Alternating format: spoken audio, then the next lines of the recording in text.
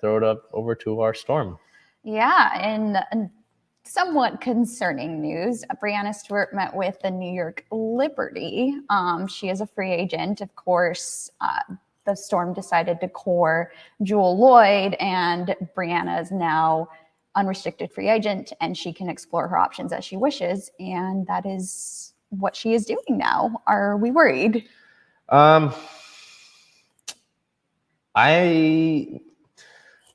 Over the time that Stewie has been part of this organization, she has given me no reason to think, oh, she's unhappy. Oh, she wants to play anywhere else. Obviously, that has been with Sue Bird, and there have been 2 titles in there, and Jewell Loyd has been locked up, right? Locked up contract-wise, right? Meeting when you're a free agent and you meet with the team owners, the front office staff, and the head coach for the Liberty, right? And you're from Syracuse, New York, and you went to Connecticut and won 4 titles. I would say if you're looking at it that way and you're not looking at it as someone who has, seen Stewie's career over the time here in Seattle, then you'd be, oh, it's a no-brainer, right?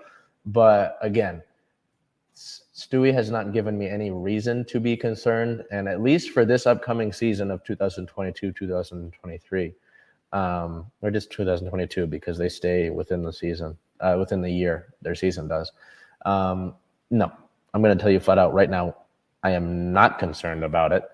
The only reason I would be is that if New York is courting her for after this season, if they want to say, hey, sure, play out Sue Bird's final year, get one last run in there, maybe with Jewell Loyd, and then sure, come back to New York. Come play with Sabrina Ionescu. Come play with Benasia Laney. Come play with your former teammates Natasha Howard and Sammy Whitcomb. That has got to be enticing, right? I mean, you got a young point guard. You've got Benasia Laney, who had a great season last year.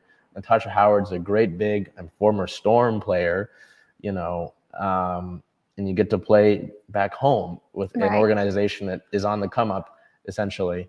So it sounds great, and you have to think that them adding Breanna Stewart just pushes them into the title picture automatically, as it would any team. Yes.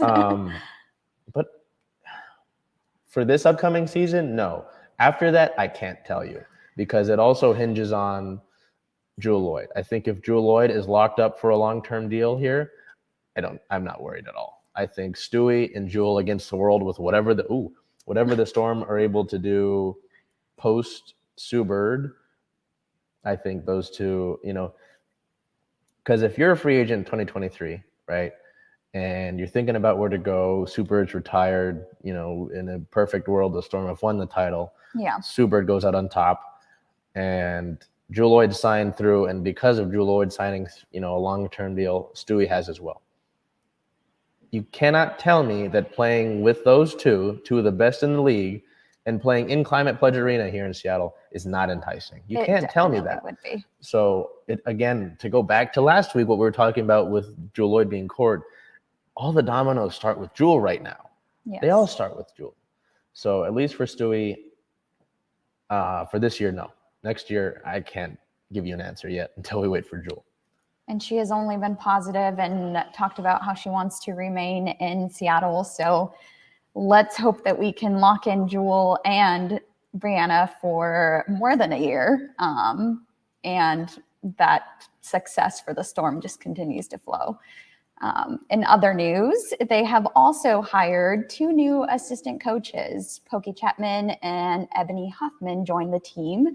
Chapman used to be the head coach of the Indiana Fever, Chicago Sky, and the LSU Tigers, also played for LSU. Hoffman previously played in the WNBA for, I believe, 11 years, playing for the Fever, Sparks, and Sun. She won the league's Most Improved Player award in 2008. So that adds a lot of knowledge to our coaching staff there.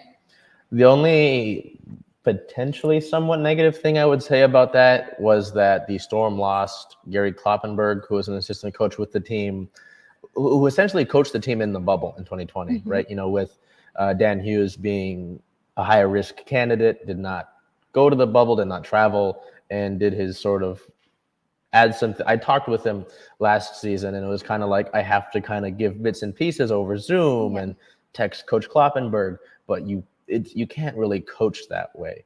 I think that's a big loss, and I am wondering if he joins a team that's looking for their head coach. I know that Phoenix just added their head coach.